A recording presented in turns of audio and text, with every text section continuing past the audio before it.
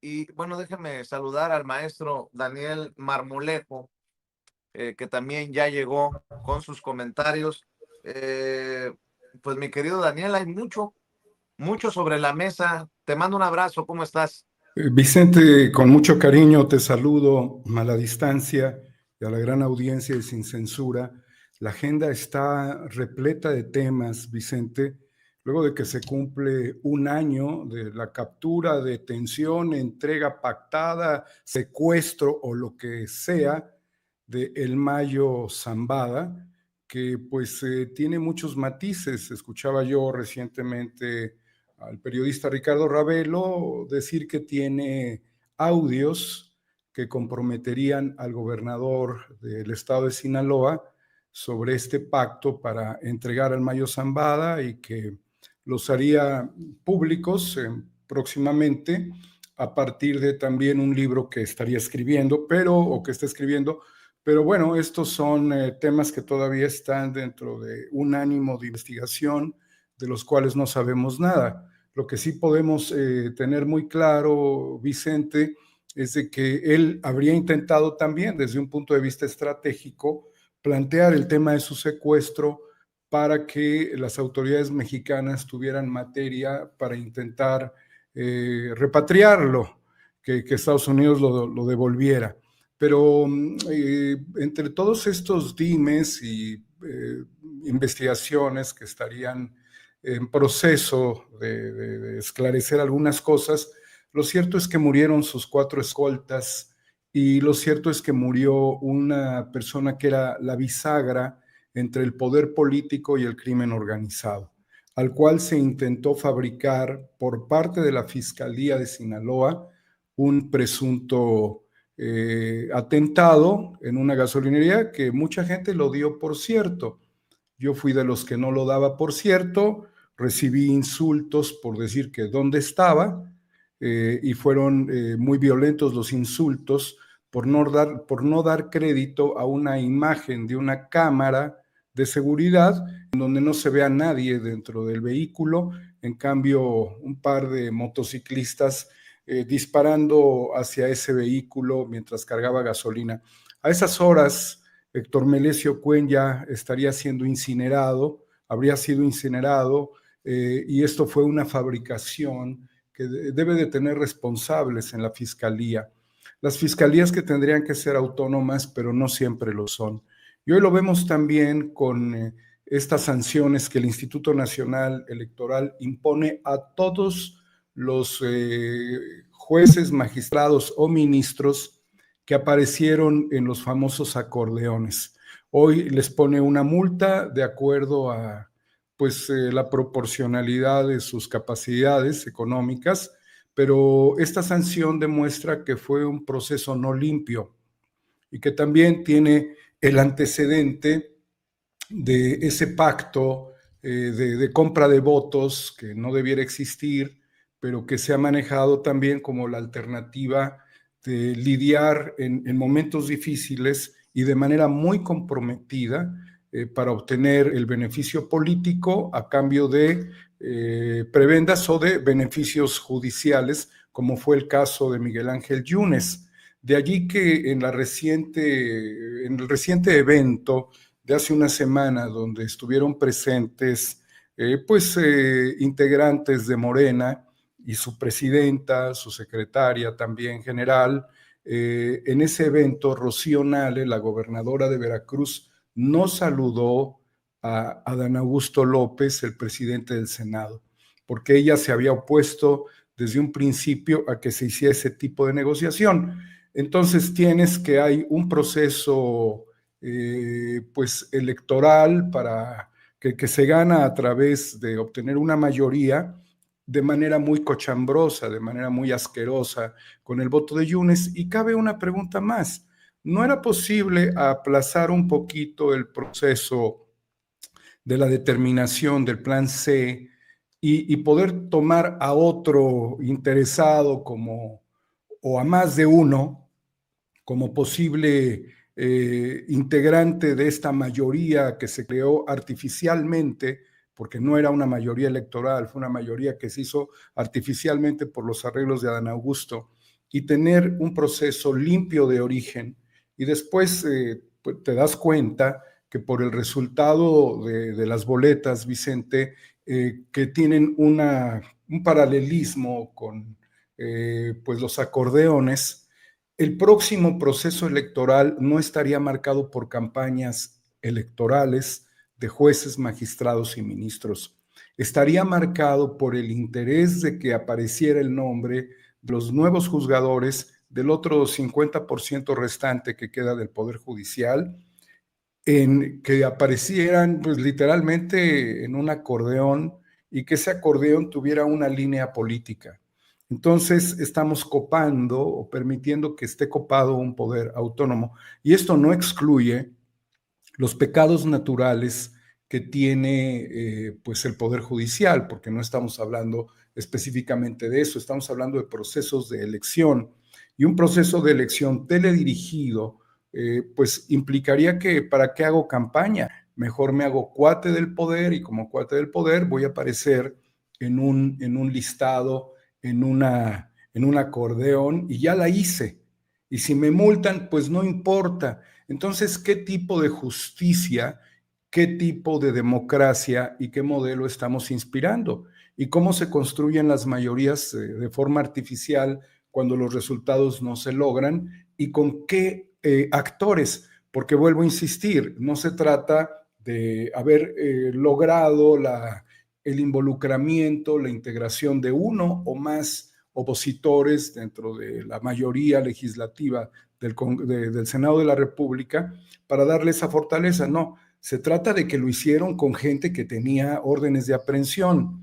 Entonces, cuando en un concepto de definiciones, tratando de hilvanar asuntos, te das cuenta de que conoces como legislador y que estás encargado o tomas esa posición de encargarte de un proceso tan delicado y tan trascendente como el Plan C, de poner en línea a el senador Yunes Márquez y jalarlo, y cuando estás en una línea de poner también para que cuando se dio la discusión en el Poder Judicial, en la Suprema Corte de Justicia, se dio aquella discusión muy trascendente y hasta dramática para determinar la constitucionalidad o no de esta reforma, se logró también alinear al ministro Pérez Dayán, y todos suponíamos que esto tenía que ver con el conocimiento de sus prontuarios. Entonces, si Adán Augusto López Hernández tenía información muy precisa y muy sensible de Yunes, y si tenía conocimiento muy preciso y muy sensible del ministro Pérez Dayán, ahora cabe preguntarse, ¿a poco no tenía conocimiento muy preciso y muy sensible de Hernán Bermúdez Requena? Entonces es allí donde las contradicciones de los fenómenos políticos que estamos viviendo hoy tejen una gran preocupación dentro de la realidad social de nuestro país por saber en realidad cómo se está gobernando el país, cómo se realizan los acuerdos y después cómo puede crecer una persona en responsabilidades a un nivel federal cuando desconoció, si quisiéramos darle el beneficio de la duda, las actividades ilícitas de su secretario de Seguridad Pública. Y además, algo que hay que señalar, querido Vicente, el enriquecimiento, porque no solamente tenemos que hablar de cuáles fueron las relaciones con el crimen organizado y cuáles eran esas actividades ilícitas de manera precisa que generaron y generan toda esta problemática desde el punto de vista político en México, sino a cuántos miles de millones podemos nosotros imaginar que ha significado el robo a la nación de hidrocarburos en la región de Cárdenas, Tabasco, en Dos Bocas, Paraíso, Tabasco, de este clima de extorsión que se ha venido dando gradual y sistemáticamente, y también de ajustes de cuentas, cuánta sangre se ha derramado en este estado, que habrá que decirlo, Vicente, es un estado ideologizado por el petróleo desde hace ya muchas décadas. Tanto el estado de Tabasco como el estado de Campeche vivieron un proceso de ideologización a partir de esos enormes hallazgos y de ese anuncio que hizo en su tiempo José López Portillo de que ahora teníamos que administrar la riqueza. Y bueno, seguimos viendo la riqueza, pero la riqueza queda en manos de Hernán Bermúdez Requena, de sus familiares y de algo que también se suma dentro de todo este análisis, es que recibían no cupones para cambio en gasolineras, en estaciones de servicio, para pues suministrarle a sus patrullas gasolina, sino que lo recibían en pipas, en camiones tanque, y que con esos mismos camiones tanque, eso que era gratis y que Pemex se lo daba como un apoyo, como una concesión al municipio, y que fue ordenado que no fuese en vales, sino que fuese en producto, con las implicaciones que esto tiene, sería utilizado también para pues revenderlo dentro de la construcción de pues las obras de infraestructura como el Tren Maya. Entonces estamos hablando de darle la vuelta totalmente. Y después cuando se hace una crítica del comportamiento de los políticos, la gente se pregunta, ¿no estaremos entonces viviendo una simulación? ¿No será esto que nos engañaron de que las cosas iban a cambiar, de que el sistema se iba a privilegiar?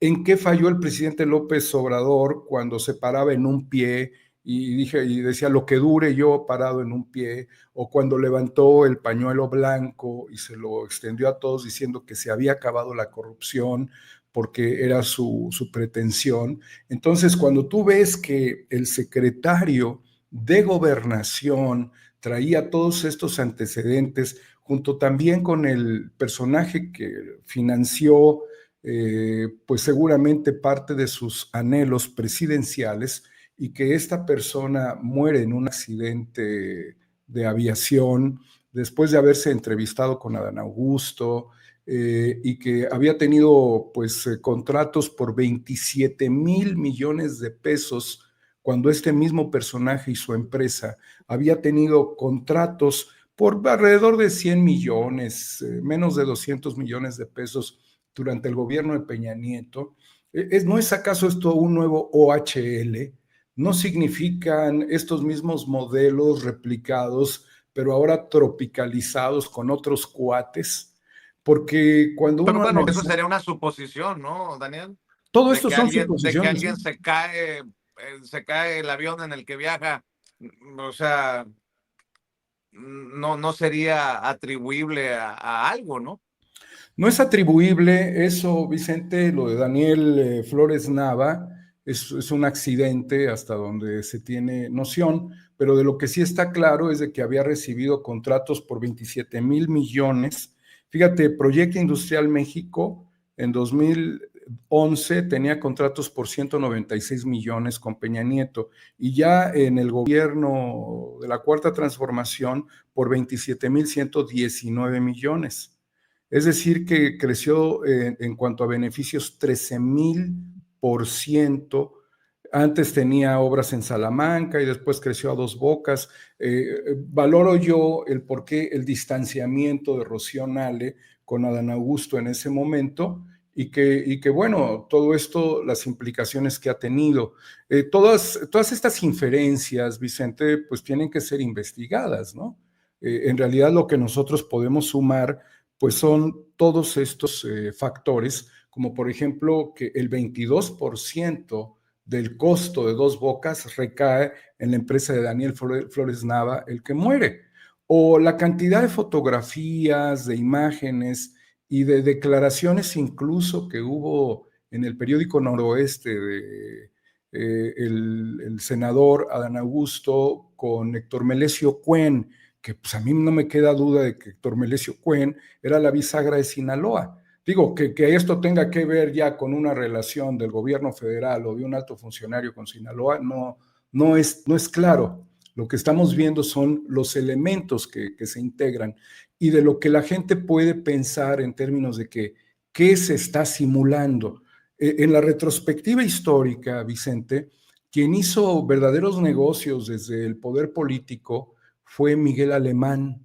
Miguel Alemán fue el primer presidente civil después de que le dieron en la torre a todos los pues, caudillos de la Revolución Mexicana y que ya no querían más generales en el poder. Estuvo el general Lázaro Cárdenas, después iba a venir el general Mújica y lo quitan de la jugada y viene Manuel Ávila Camacho. El hermano de Ávila Camacho robaba tierras, robaba mujeres, era un despiadado ladrón y hasta donde se tiene conocimiento pudo haber sido envenenado en un desayuno en Atlixco, Puebla. Y fue la manera en la que quienes estaban en contra de él y quienes habían sido agraviados terminaron con ese cáncer. Cuando Miguel Alemán llega al poder, pues se hacen obras de infraestructura muy importantes, pero se apoderó de una parte de Chapultepec, lo fraccionó y ahí hizo una sección de Polanco, justamente donde está la Fundación Miguel Alemán. Yo no sé si allí transmite Sabina Berman sus programas desde el edificio de la Fundación Miguel Alemán, pero también se apropió de una buena parte de Acapulco Diamante y también se apropió de una buena parte de Cancún y también se apropió de Ciudad Satélite. Entonces, todo esto que junto con un secretario que tenía en su gobierno, Casas Alemán, pues hicieron los grandes negocios que fueron justamente contra los que ha luchado desde el punto de vista histórico la izquierda y la Cuarta Transformación. La vez pasada hicimos una reflexión sobre la figura del Negro Durazo y de si estas figuras terminaron o reencarnaron. Y realmente es de terror pensar que todavía pululan por ahí pues secretarios de seguridad pública como Vieitia, el de Nayarit, o como Hernán Bermúdez Requena de Tabasco. Entonces hay verdaderas complejidades y quizás yo quisiera solamente tratar de cerrar mi reflexión, Vicente, sobre la importancia que tiene para el partido Morena esto que señaló la presidenta de la República y que me parece que es la base de la cual no hay que irse ni para un lado ni para el otro, la justa medianía, que es finalmente una de las aportaciones más importantes al poder político que se tiene desde los procesos de independencia y de reforma, los funcionarios públicos en la justa medianía y que no haya ninguna parafernalia del poder y que parece muy fácil decir, bueno, yo hago con mi dinero lo que sea. Bueno, pues sí, haz con tu dinero lo que sea, eso no es en ningún sentido un delito, pero deforma gran parte del sentido histórico de las luchas trascendentes, porque no se luchó para que tú llegaras al poder y que tuvieras un salario o tuvieras ciertas prestaciones y superaras, pues legalmente y legítimamente, una condición económica sobre la cual tú ni siquiera lo tenías. Se trata de que te responsabilices del proceso histórico. Entonces, hoy los funcionarios públicos, hoy los secretarios del gabinete, hoy los secretarios o los integrantes, los directores, los miembros del gabinete ampliado, hoy las legisladoras y los legisladores, el Congreso de la Unión, Cámara de Diputados y Cámara de Senadores, hoy las y los gobernadores del país, hoy las y los presidentes municipales del país y el resto de los funcionarios públicos deben establecerse en una lógica a partir del criterio de la justa medianía.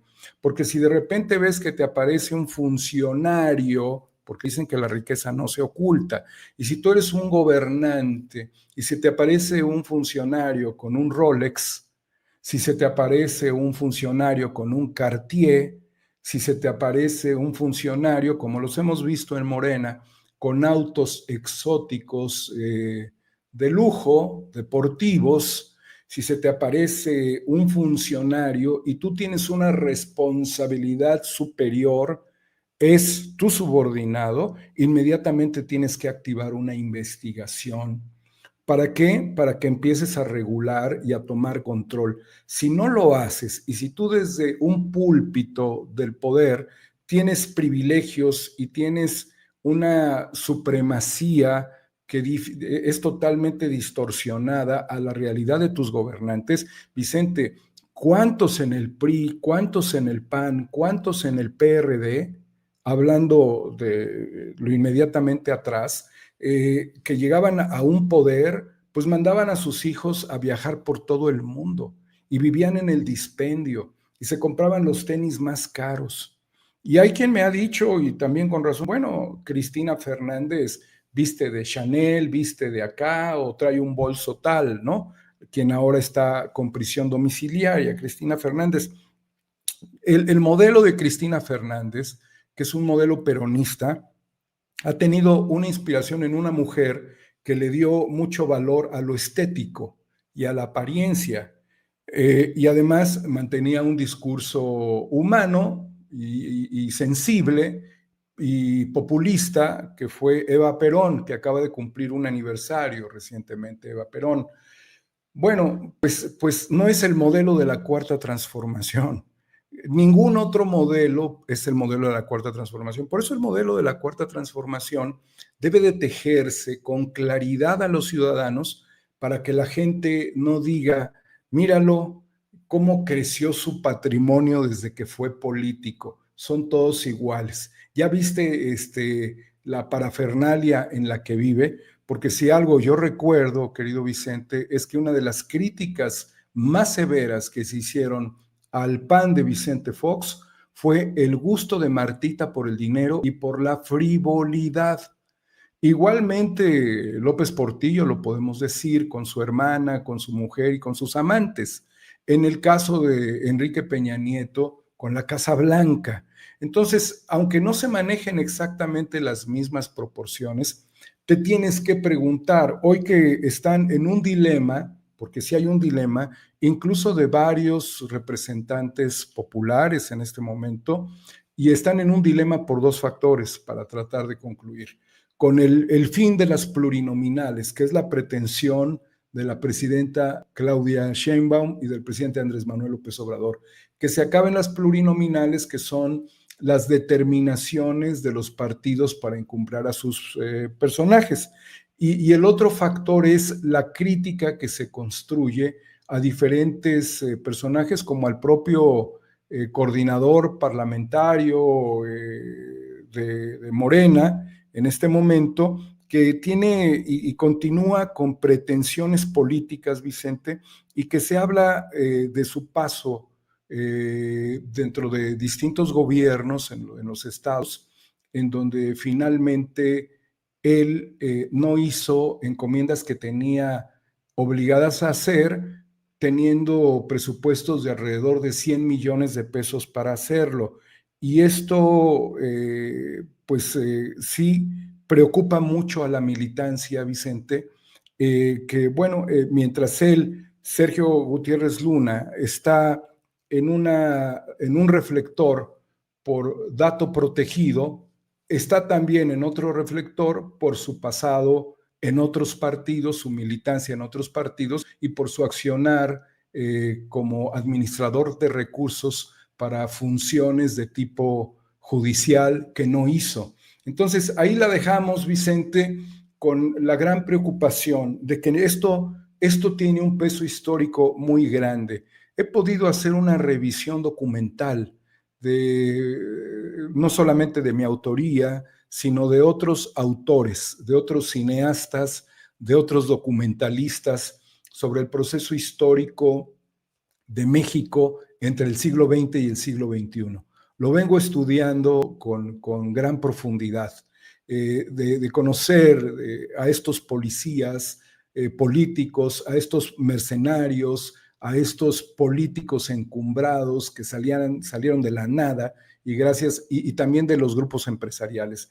Y la verdad te das cuenta, Vicente, que la gran responsabilidad que tiene Morena y todo el gobierno federal, los gobiernos estatales, los gobiernos municipales y todos los congresos locales en el país y los congresos federales es tan grande que falta mucho todavía para alcanzar ese ideal. Aquí le dejamos, querido Vicente, te mando un abrazo con mucho cariño. Y va de regreso otro para ti, mi querido Daniel, mientras, mira, acá está Ahí está el jefe, ¿no? El jefe. Fue el jefe de la nación, nuestro gran presidente. Me preguntaba alguien, oye, ¿y no crees que el presidente supiera de estas cosas?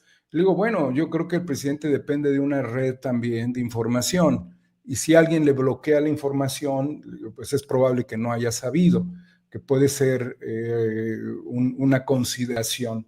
De todos modos, como todos los hombres, estamos al escrutinio público, más cuando se ejerce una función de enorme responsabilidad. Le tenemos un gran respeto y un gran cariño al presidente. Pudo encumbrar un proyecto, Vicente, no fue fácil, no fue fácil. Incluso la izquierda misma siempre vivió peleada consigo mismo, no en México, en el mundo. Tuvo grandes contradicciones y que López Obrador pudiese llegar hasta donde llegó se debió fundamentalmente al apoyo popular, y es eso lo que ningún político puede poner en contradicción en este momento: el gran apoyo popular y la gran responsabilidad que tiene el partido Morena de no ser igual a los otros partidos.